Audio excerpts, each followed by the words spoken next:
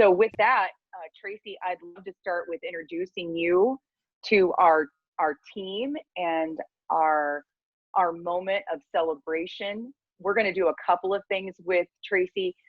Tracey is just a few hours shy of having her PhD and doing an incredible set of research around Black female athletes and how they show up in their future world as professionals. And so she's given me some qualifying papers that I've been able to read, and I've just been overwhelmed by that research. So we'll be hearing a lot from her. She is the newest member of our board. She's going to hold my feet to the fire when we look at inclusive topics, and we've asked her to be a guest to celebrate Juneteenth with us. She's also going to ask each of you, and I know some of you got the message, but what we're asking is for you to use the participants piece on our chat box to raise your hand once she has shared her reflection. We're going to ask each of you to speak the name of a Black female or Black male that has been a part of your life, has reached your heart in your mind in a specific way, and just speak a word. I'll let Tracey take it, or our up-and-coming Dr. Hathaway take it away from here. We're looking forward to having you as part of our organization and welcome you with open arms. Happy Juneteenth. Well, thank you, Jelania, for such a kind introduction. And, you know, before everyone jumped on, you know, I was part of a conversation and we talked a little bit about, you know, some folks have mentioned history about it. I'm going to give a short little poem, and then we'll get right into an activity that shows America has many racial disparities. We have to be able to connect the dots of our history by looking at our past. Today being Juneteenth is a great way to start looking at our past history. When I think about it, Juneteenth started with the Emancipation Proclamation that established all slaves in Confederate states free, effective on January 1st, 1863. However, the Emancipation Proclamation only applied to Confederate-controlled states and not slave-holding states that had rebelled and seceded from the Union.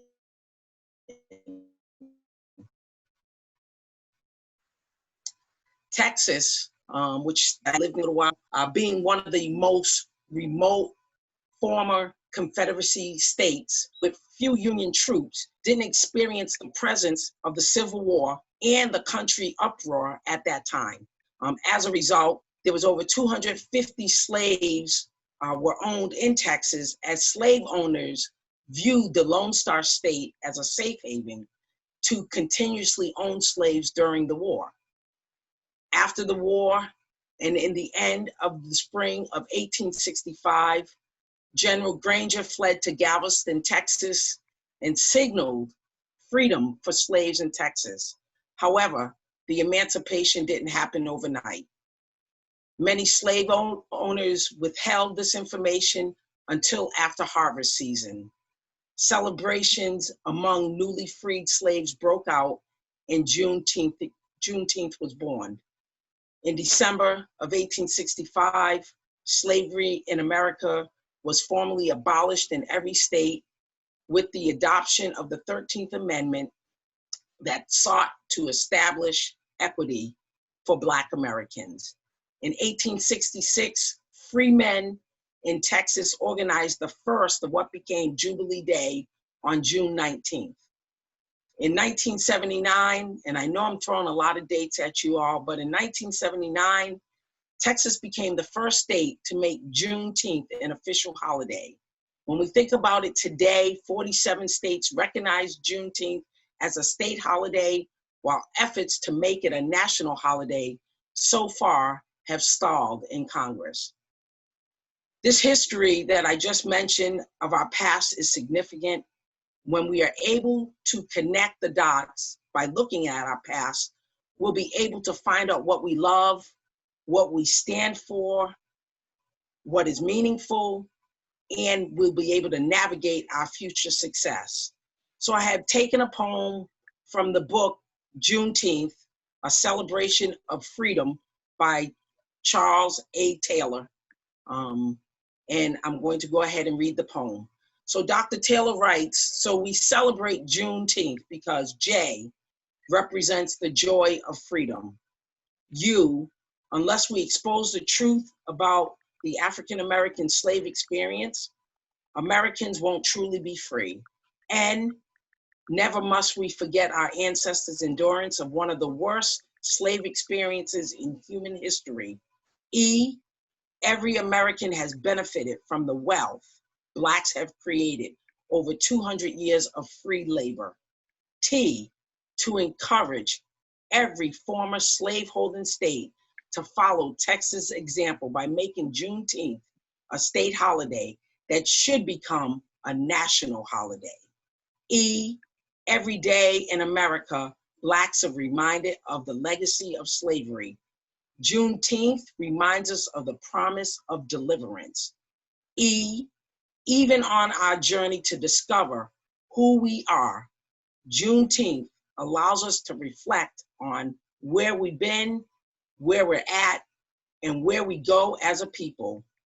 And never give up. Hope is the legacy of our enslaved ancestors. T, to proclaim to all the world to hear, human rights must never again become subservient to property rights. And H, history books have only told a small part of our story. So in honor of Juneteenth, we would like to hear from our student athletes with an activity that connects the dots of our past by saying the name of an influential Black person in their life and honoring their history by telling us what that person means to them. So I'll begin as an example, and we will popcorn this. I think Jelani has mentioned we'll do raise hands, and she'll call people out, but I will start. Robert Jarrett, my great-grandfather, was a free Black man during slavery. Without his forethought, bravery, and resilience to move his entire family north of the Mason-Dixon line, I would not be reaping the rewards of all of his sacrifices.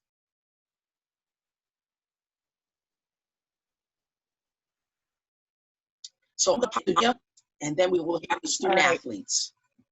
Awesome.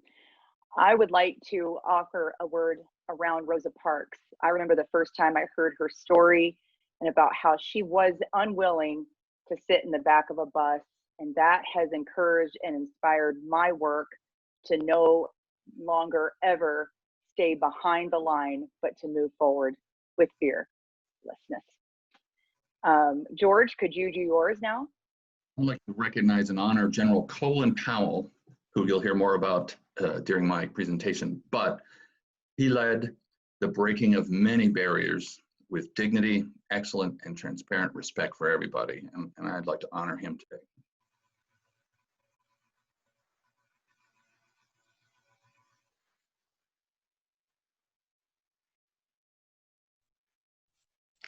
I guess I'll go. So sorry. Yes, please go. Alana, sorry. I'm sorry. Go ahead. Go ahead. This is Terry. You know, I've thought about, who to talk about, somebody great in history. And I thought about Bishop Blake from West Angeles Church of God in Christ, who was a major influence on me. But I decided to talk to about honoring somebody who is really close and personal to me, who I call Mother Teresa. She's not the saint, but she is a saint to me. She is a close personal friend. Her name is Teresa Matthews. And, the saying, it takes a village to raise a child.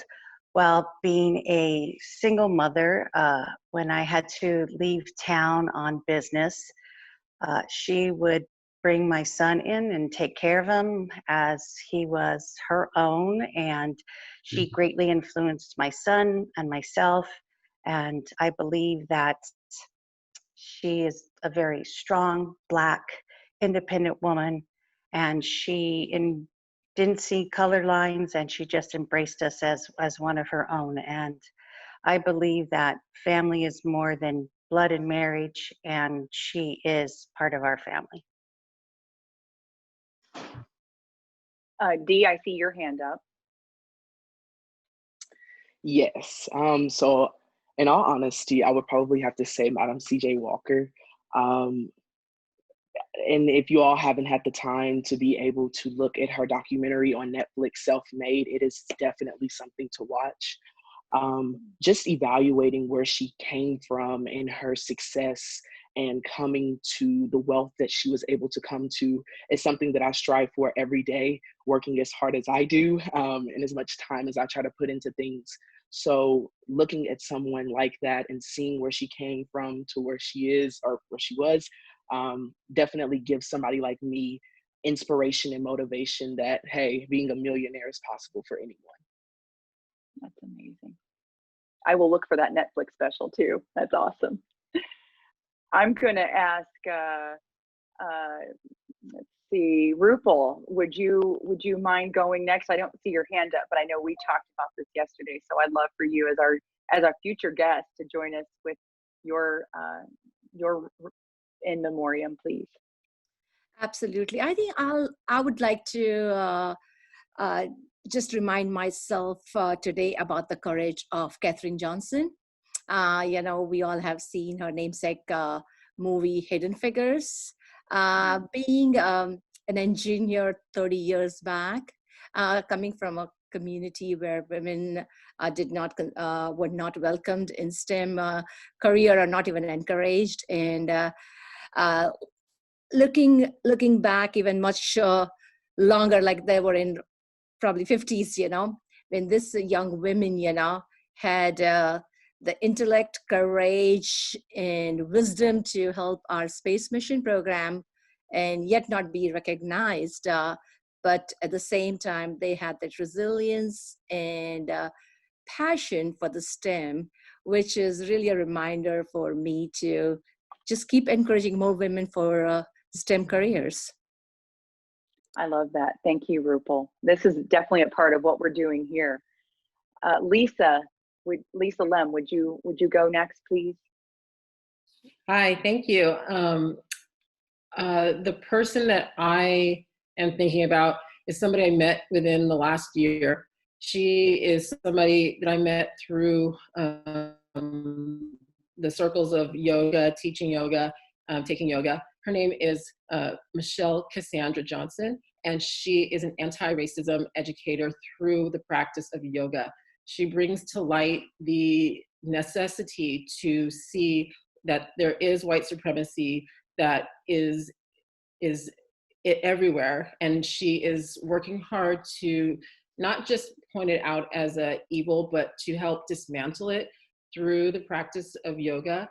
And it's just something that I found very comforting, that she was able to bring that into a space where I felt like I was more centered than the traditional Western way that we see yoga and yoga practices.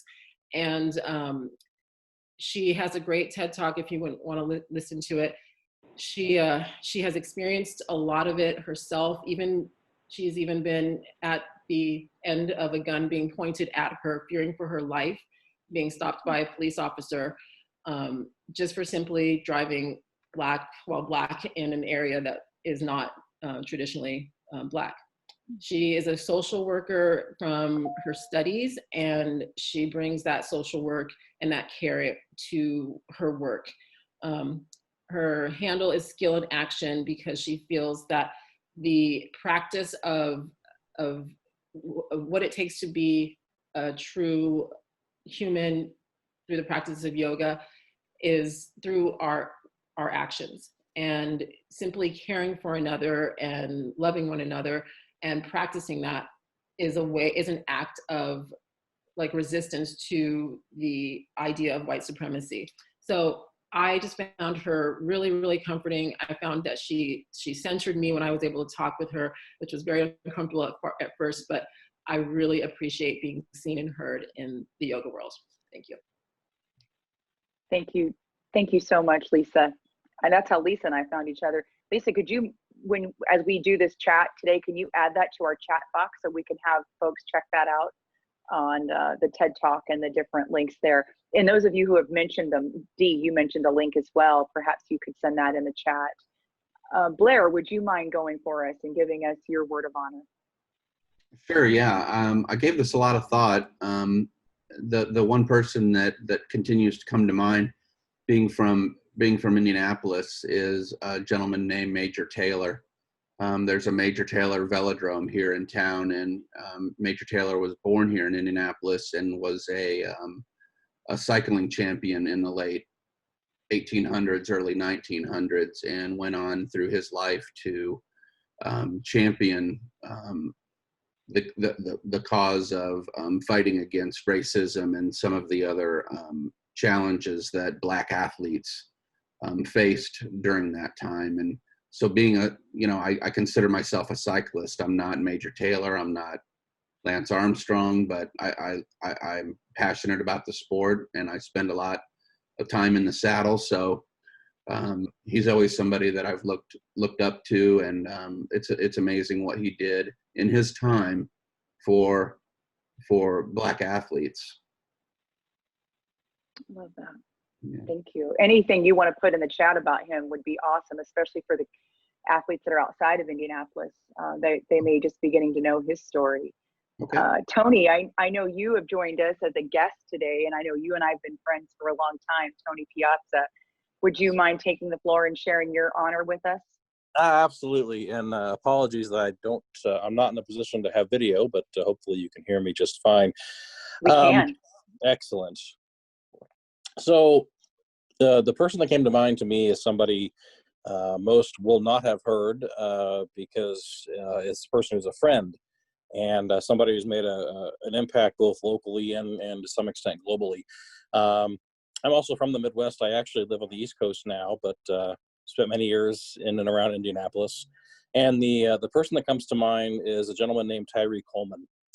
And Tyree has dealt with adversity in many, many, many, many ways and has been very influential in overcoming that. When I first met him, I was involved with a group that did youth-based service projects, and Tyree was a board member of this program, and I learned his story of growing up impoverished, growing up in cycles of abuse,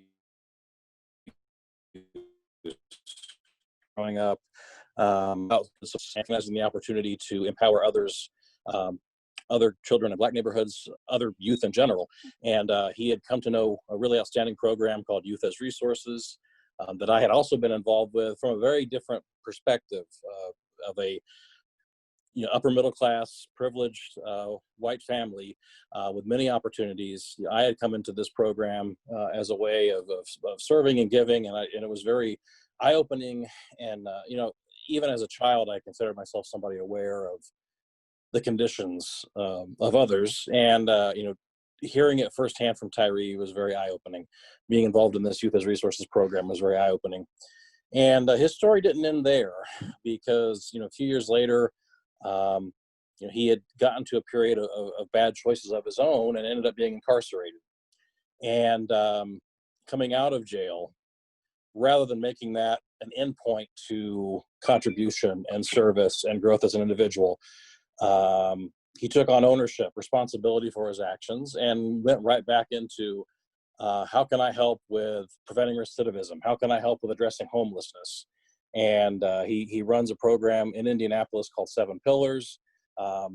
They provide a lot of meal assistance and food and other services to the homeless community. And it really starts with I think it's a story that echoes even throughout the history of Juneteenth and the history of African Americans in the United States and any other group that's assimilating into the country. The idea of otherness, and with Tyree, his focus is on the otherness of inmates and of homeless people, to not see them as the other, but to see them as human, as friend. And that work is continuing to be inspiring to me, and it's just an honor to know him and to know what he's doing.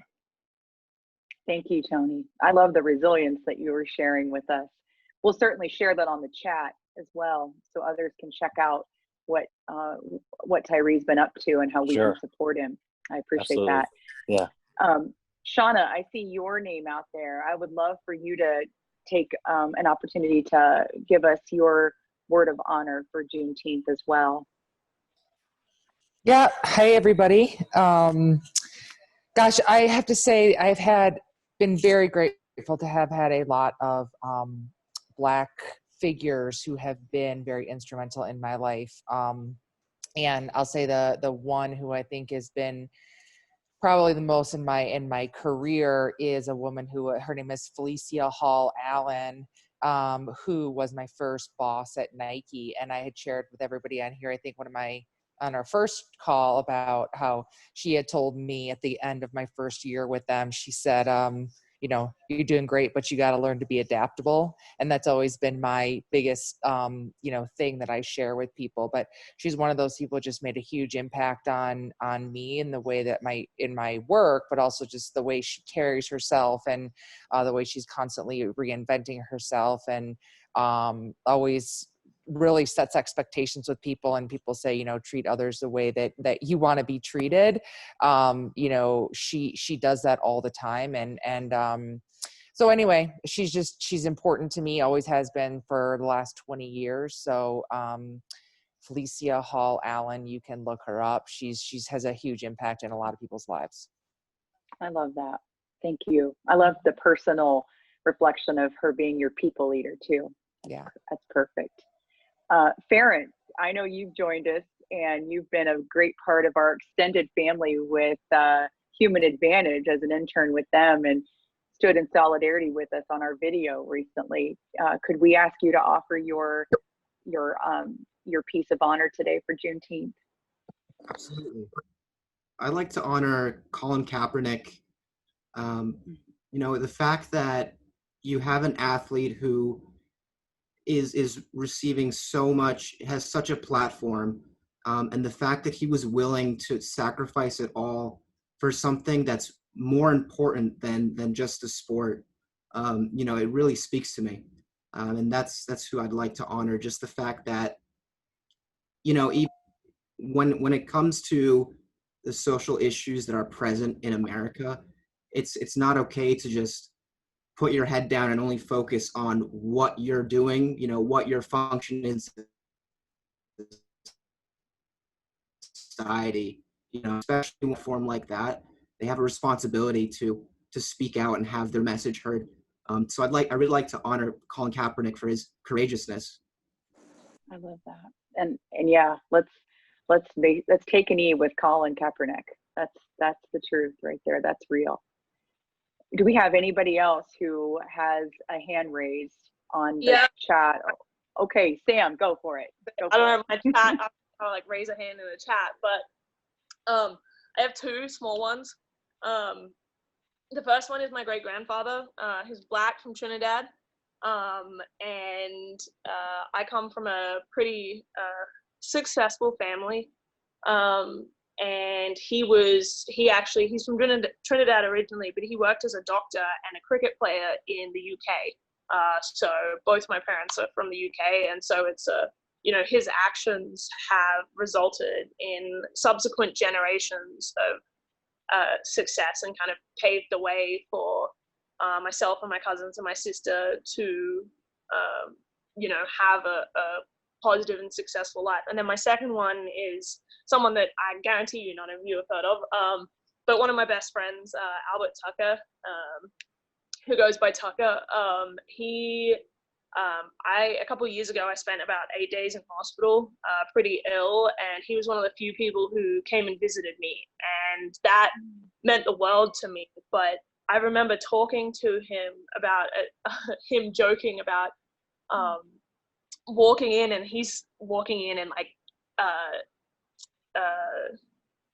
sweats and like this like brown bag of food like into this hospital at like 9 p.m. at night, like super late. And he was like, all these nurses are giving me like weird looks. So he's pretty big guy. He's a football player, was a football player at the University of Pittsburgh. And I just remember that like hitting me, that like he, you know, cared so much about like making sure I was okay, that, you know, that was more important than like not having to go through the pain of like people looking at him funny. And it just like really struck me about like how much, like coming from Australia, like I didn't realize how, you know, frequent and commonplace this kind of bizarre like fear of Black people can be. And so that was like a really kind of impactful thing for me. And he's been one of the most positive impacts on my life in general, and a really close friend. So I'm really grateful to him and honor him. I love that.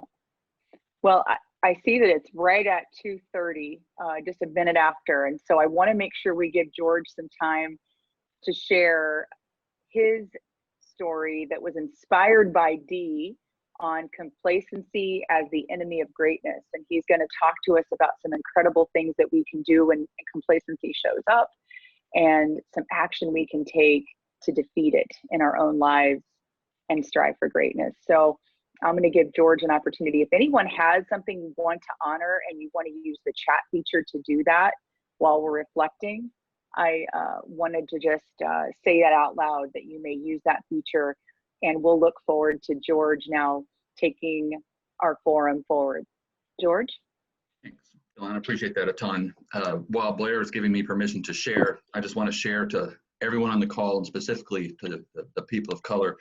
On this Juneteenth, I have to honestly state in all transparency, I cannot possibly understand what you have gone through, but I can assuredly stand with you.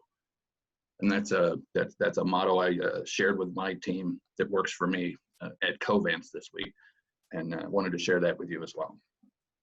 Let's see if I can do the thing. Thank you, George. Both as disabled participant sharing. Well, while you're doing that, George, I'm going to read something from Lacey. She said,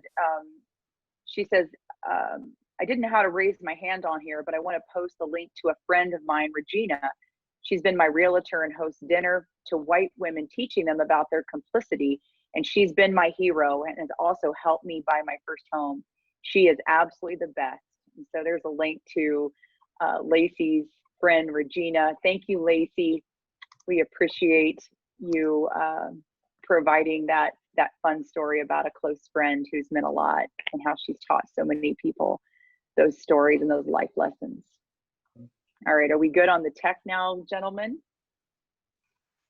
Yes, we are. Life is great. Awesome. We are away. Yes.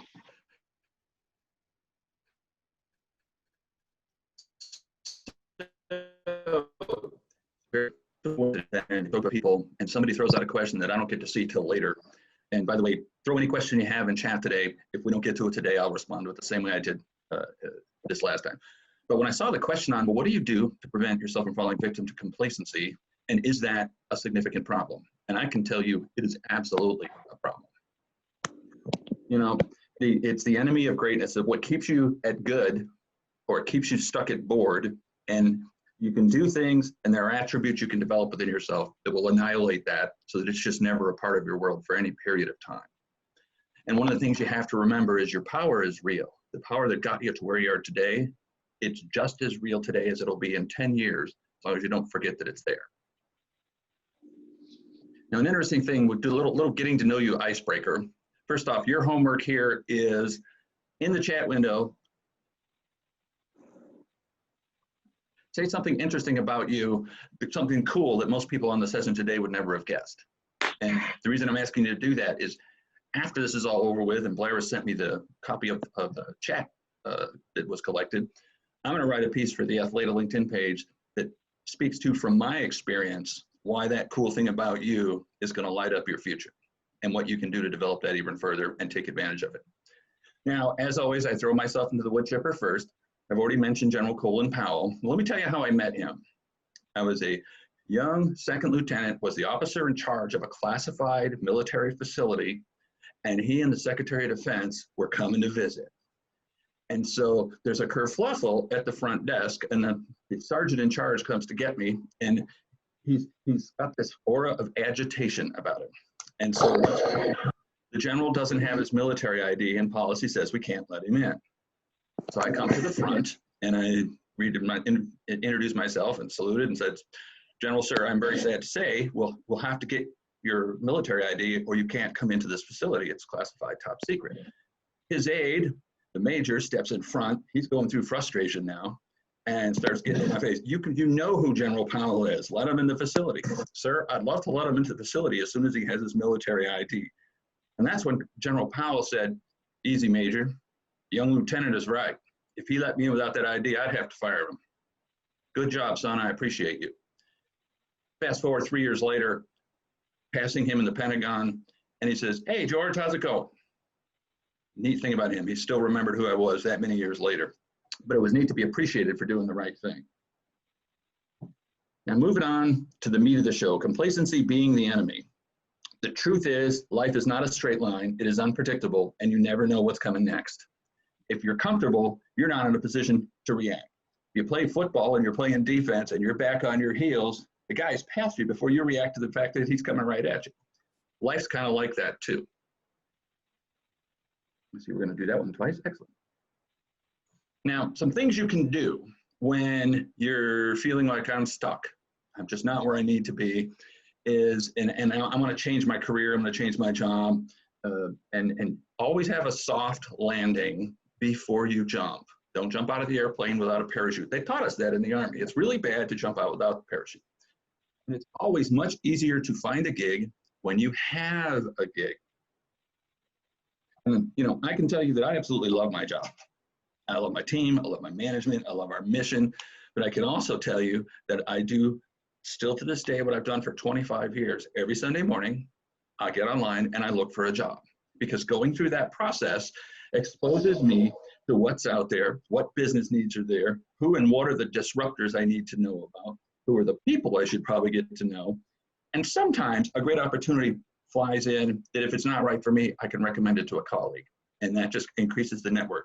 But if you're starting to feel like you're in the wrong place, just keep being a top performer, keep killing it, and then find that better place to be. And don't keep signing up for the same fail. That's another important. Now, when it is time to move on from what you're doing, this is advice I give anybody who works for me. I've given it to high schoolers. I'll give it to you folks who are launching into careers. Never quit in a snit. It's okay to operate from choice and say, I can't be here anymore. I'm going to find a soft landing and I'm going to move on. But there's that interesting tendency to want to fire off that last flaming email to the boss you can't stand, or put them on blast, or write that really nasty survey to HR. Not worth your time. It never changes anything. That upset, read brutal conversations, learn about how to have conversations before you're ready to explode. Get some anger management skills working about you, because in the professional world, frankly in the personal world, reputation is highly valuable. It takes years to develop and seconds to destroy. So never send that letter. Don't even type it down. Like, I'll just type it down and delete it. I've had people send it. It's just something you just never ever want to do. And another thing you want to do when you're looking for that next opportunity, you want to get that next level in your career path, is you got to remember the pizza. Pizza is important. And you're going to go, okay, what did this clown car just say? Well, it's like this. This is a little snippet of information that I gave to my youngest son's high school economics class. Yes, I have a high school senior who's my youngest. Sue me. But anyway, the pizza, you don't get every slice. Let's say I ask my son to mow the lawn. Hey, Jamie, buddy, if you mow the lawn, I'll give you this big, gorgeous pizza every stinking time. He's going, woot, done.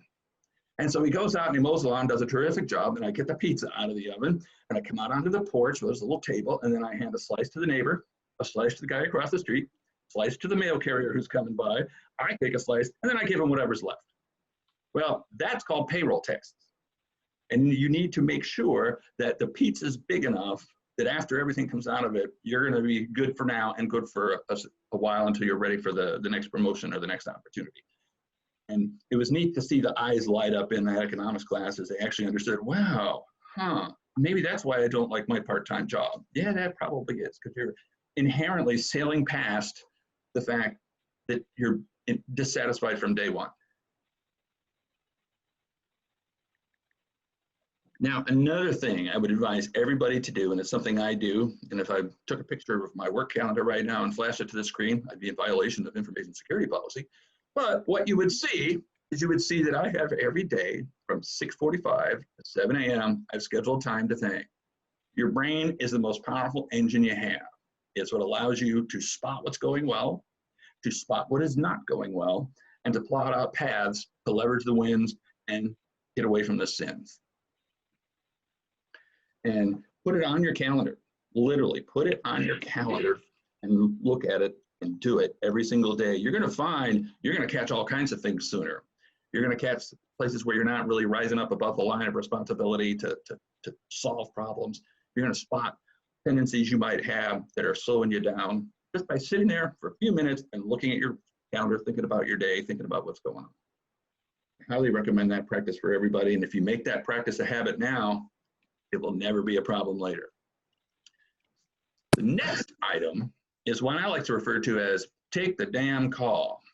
Your phone's going to ring as you get more work notoriety and more word fame out there.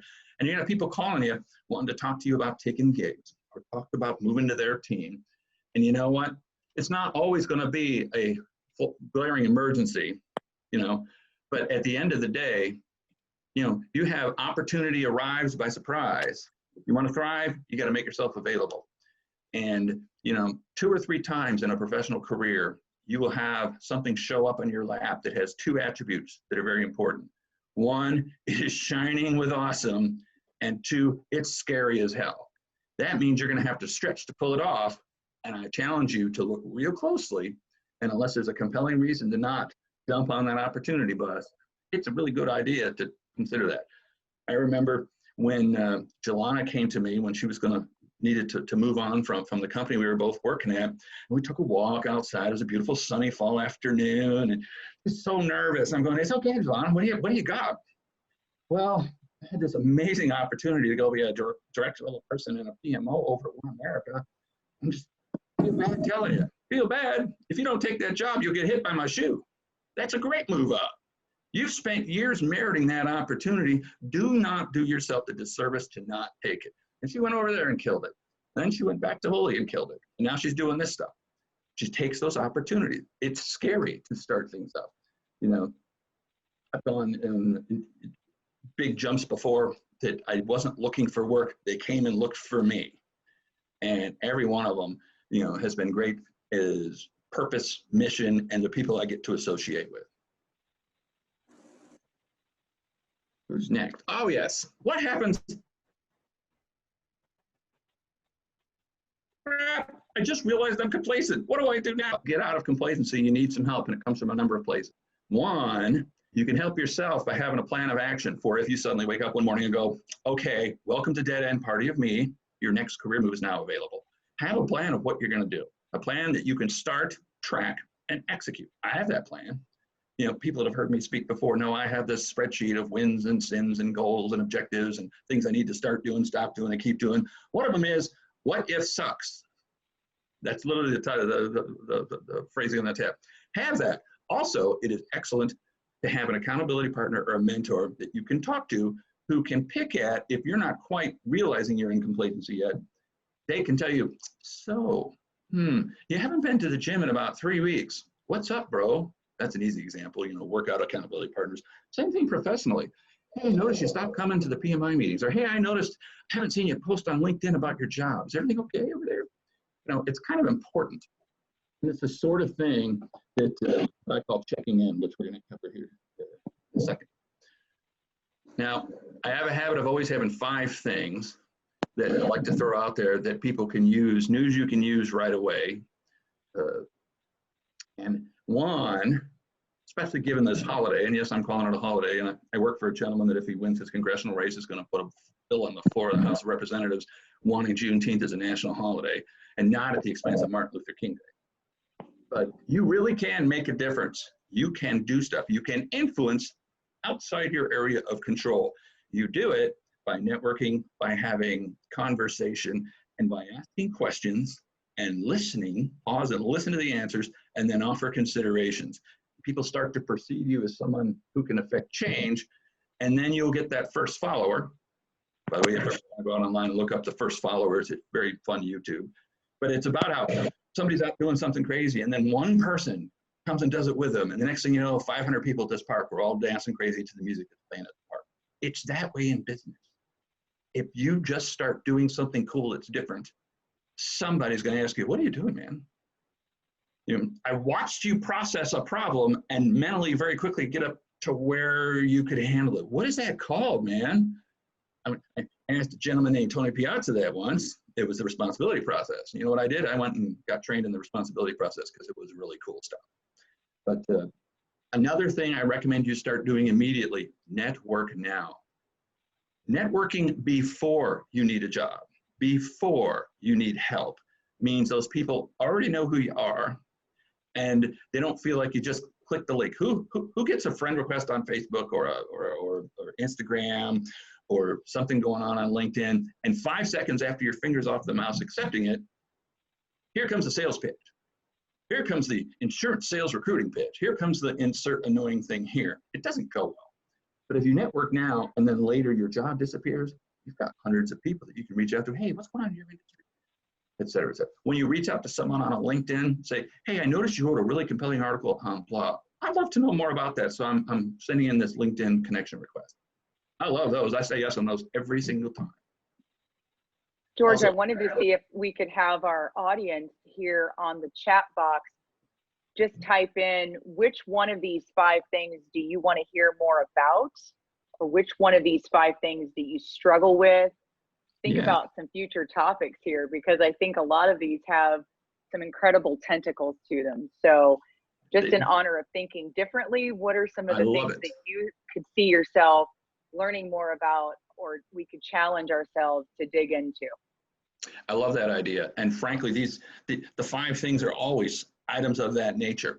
As a matter of fact, last time's 5 things had something I thought I was going to do this time, but then Marlon came up with such a great question. I said, I have to do it because it got in my head and it wouldn't pay rent. So I had to actually, write something up about it. Check in with colleagues, friends, family. Periodically, you're going to realize probably while you're doing your daily think, I haven't talked to Jelana in almost a year. How in the world did that happen?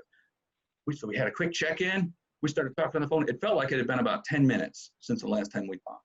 And she started telling me what she's doing. I'm telling her what I'm doing. And next thing you know, I'm doing adjunct professoring, helping her out because I think this movement is fantastic. And it creates a better tomorrow, not just for you, but all the rest of us. And right now, about 25% of my current workforce started at Covance as an intern. And we're going to, when I get to do something extra, I'm going to talk about that and some other opportunities. Seizing the day, overcome fear. Often that false evidence appearing real, the situation's not as scary as it seems to be. Wow, they want me to come to New York City and I'm from Texas. I don't even know how I'd deal with that. Well, you get a plane ticket and you fly. Figure out what you're going to do and seize the day, because fear is not a helpful attribute.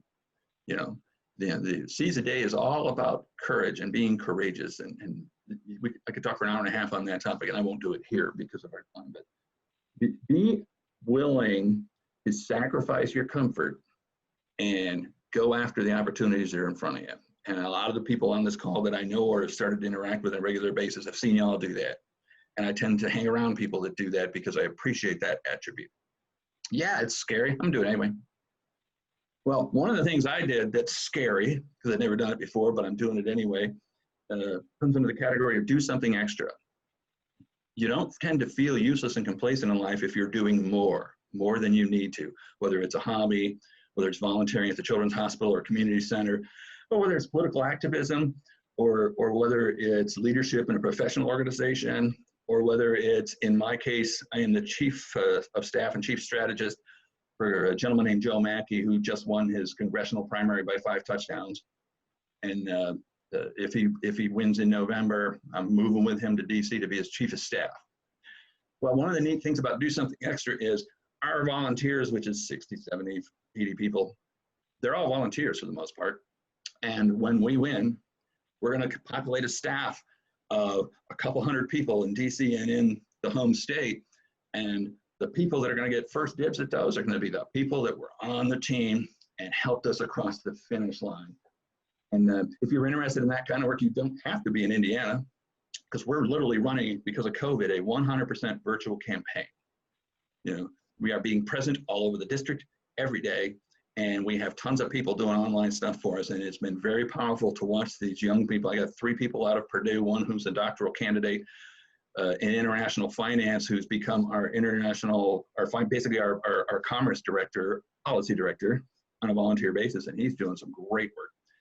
Anybody who's interested in that kind of work, hit me up on LinkedIn. I'll put you in touch with our campaign manager and volunteer coordinator, because that's the type of people that lean forward that end up making a difference in DC 10 years later. And it's very scary to jump in and do this. And again, as I said, I love my job, but I've already filled out the paperwork for a leave of absence if I happen to do this something different. And they've said, wow, that's really cool. And for as long as Joe would be in office, I'd be doing that. But there's really no limit to what you can get done if you believe yourself. I love it when I do that. It's like, hey, let's go look at it again. Now, your final piece of homework for today is to recognize the fire that's in you that is getting things done and has taken you to places that probably some people never would have thought you could get to. And what I'm going to ask you to do is at least once a day, look in front of a mirror or reflective surface, look yourself in the eye and say, you know what? Never forget your power is real, man. Because if you don't forget that, they can't knock you down. You can always accomplish what you need to do. Sometimes the chess game is 3 moves, sometimes it's 50 moves. Reminds me of a little joke I'll throw in there. Yeah, I finally beat the world chess champion in 3 moves. Turns out my karate lessons mattered, you know. But now we get to where I would love to see what questions have come up.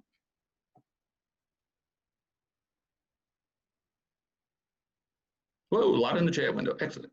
Yeah, we've had a busy chat session. It looks like we've got some folks that are interested in what you're doing on the policy and congressional campaign trail. I think Ference said he'd like to know a little bit more about what making a difference looks like. So there could be some ways we could thread the needle on that. Lots and lots of exciting things. And Tracey and I love that your power is real. If you're okay with that, George, we'll probably use that as one of our taglines for athLEDA moving forward, because I think that is a real piece that we should take and own by looking at our reflections in the mirror and reminding ourselves of how powerful we can be, not only alone, but certainly together. Well, you have I think I mentioned to you when you saw this content for the first time, I said, please do steal this afterwards, be shameless. My thought, just like anyone that's ever done comedy knows, the minute the funny thing's out of your mouth, it's not your property anymore, man. It's going to be repeated. Hey, you know what this guy said? Blah, blah, blah, blah. So if anything I ever have in one of these decks makes sense, I'll be sending a PDF version of it over to Jelana and Blair, and you guys can use that information. But if you get questions, I wish I knew more about, I will make a commitment to always get back to you on that. I spent about 4 hours answering questions from my son's economics class, just on the pizza. It was kind of fun, because I told every one of them, if they sent a question in, I'd answer it. Well, one I can bring you, I look through the chat right now. Sam was talking about how when she's networking, sometimes she waits until it's too late to ask for help. So perhaps you could kind of give us a little bit more color, George, on when you say network now. Let's talk a little bit about what that can look like and checking in specifically for Sam's question. Now, when you're trying to broaden your network, broaden the circle of people that you know and who are aware of you, and then who go from aware to knowing you, and they start reaching back out to you to see how you're doing. That's a path, and it takes time. The people that will reach out to help you when you are in need are those you've gone through that path with. And if your interest is in high finance, and you see somebody wrote a great article on the Washington Post about finance, and you see they're on LinkedIn, you send them a note, you go, hey, I'm such and such, and I just thought that was a great article, and here's why that was cool to me. I wonder if it'd be okay if I be a connection. And then periodically comment, weigh in on what they're doing and what they're having to say. And Tony is great at doing that kind of stuff, and so is Delana. I've seen them do it for years. And sometimes just that reach out, that little 5-minute, hey, saw you come across my feed. Hope everything's going great. Love what you had to say, on project management or on, whatever the topic of the day might be. And it's a risk-free thing, because if they don't respond, they don't respond. You didn't lose a thing. Yeah. If they respond, you win. But it takes time to develop relationships in the business world, and frankly in any world. But it takes time to develop relationships, credibility, and awareness. And when I am really aware of somebody and appreciate them, and I see an opportunity to come flying around that's near me, I might go, hey, you know what? You ought to go to this lady over here and have a conversation. Because 5 minutes of your day may save you 50 hours of recruiting. Yeah. And can't overstate the value. And you just never want to be first reaching out to somebody when you desperately need something from them, because at best it lands. Yeah, that's really, really sound advice. I certainly know the importance of developing relationships, and that they take time. And it's been an interesting experience coming from Australia, where I have a lot of friends' parents are potential really, really good business connections, but of course I'm no longer in Australia, so I kind of have to find a whole new basis from which to work. So that's been a challenge, but yeah, no, that's really, really profound advice. So. And another little tip is LinkedIn has this thing called influencers. A lot of social medias do, but they really are good at it. And when someone is creating a certain amount of traffic and churn and conversation, they become influencers. In your area of interest, find out who those influencers are. Start following them, and then their information comes to you that you can then comment on and network on after a period of time. Okay, yeah, that's really good advice. Thank you. And when you I was gonna say, I was gonna put George in the chat in the window. Let's do a little bit of a LinkedIn challenge to have everybody on this call spend 5 minutes a day out there checking out content. You can follow our hashtag Own Your Intention. You can follow the athLEDA Foundation and look up the different folks that are on this call on LinkedIn. There are 575 million professionals on LinkedIn today. So just think of all the people, all the opportunities. This summer, we're going to have a LinkedIn expert. One of the folks that George mentioned just now, that LinkedIn is great about collaborators that become very seasoned experts. We're going to have a Ask a LinkedIn Expert Anything. So be looking for that in our Friday Zoom session. It's coming up, and we'll continue to challenge you with jumping on that platform and making the most of networking. Yeah. Okay. I'm very impressed with the gentleman that wrestled the UFC champion. Yes, Mike Salinas. What? TJ Dillashaw, he says. I'm going to have to look that up, Mike. That's incredible. Yeah, I hold myself for my article, but that's pretty bad. He got in trouble. That's amazing. Of performance-enhancing drugs, it looks like. Oh. Bummer. No way. Yeah, that's no good. Yep, all right, we've got about a minute before the hour. Anything else we want to bring into our attention? I'd love to give Tracey a minute just to kind of close us out today. Tracey, I know we didn't talk about that in advance, but I'd love to give you a second to be the one that wraps us with the holiday and with the message that we want everyone to carry forward today. Great, well, thank you.